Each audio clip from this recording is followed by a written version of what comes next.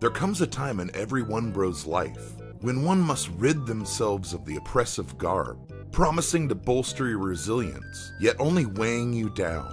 Let sunlight wash into the even deepest recesses of... well, let's actually cover that up a bit. Arise, ye tarnished wretch, never again to be ensnared to the perils of low mobility. Every attack from Godskin duo was one-shotting me, so I decided to take advantage of having a light equipment load, which is essentially anything under 30%. In Elden Ring, I believe this extends the roll distance, and possibly has a faster backstep recovery. Regardless, the fight begins. If you're curious why I roll here, this is typically what happens when I don't. Immediately I go to work putting the big guy to sleep. St. Trina arrows work great for this, but they're very limited. I had found around 40 in the game up to this point.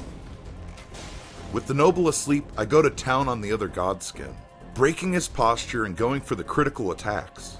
It's crucial that I fill my FP after the first riposte, so directly after the second, I can use the flames to again break his posture. One thing about the tall noble is he will dodge attacks and spells.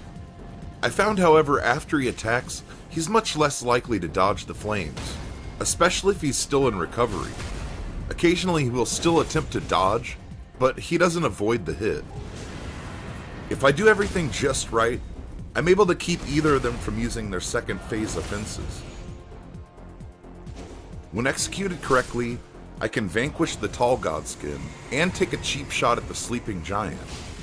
As long as I don't take too much of his life, around 50%, he won't go into phase 2 and remains much more manageable.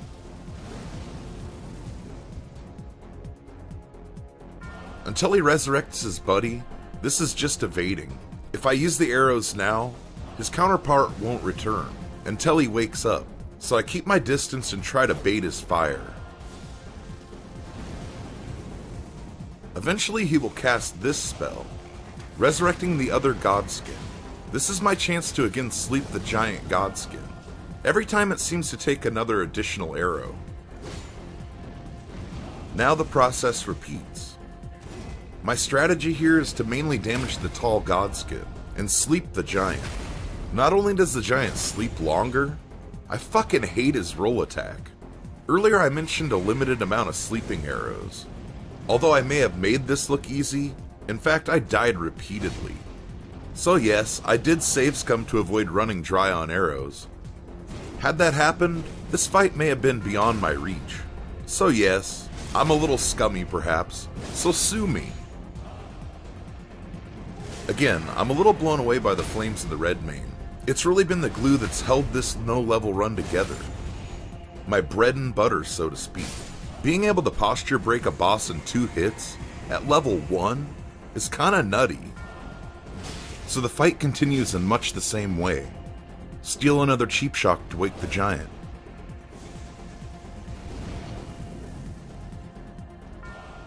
Evade his attacks until he casts the resurrection.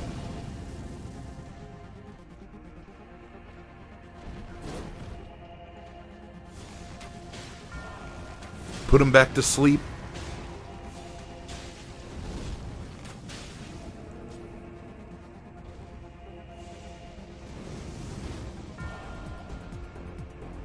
And start back up on the tall Godskin. This process was repeated a total of 3 times. Let's talk about the channel and what my plans are going forward. The focus of our channel has been From Software games. For me, there's always been something special about these titles, since I first picked up Dark Souls over a decade ago now. As far as the channel is concerned, Souls content will continue to be the focus for the foreseeable future. However, I am interested in creating content for other games.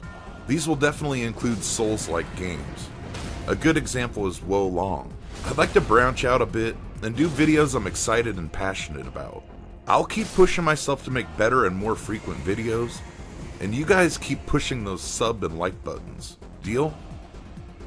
I hope this video finds you all well. As always, have fun and stay safe, my friends.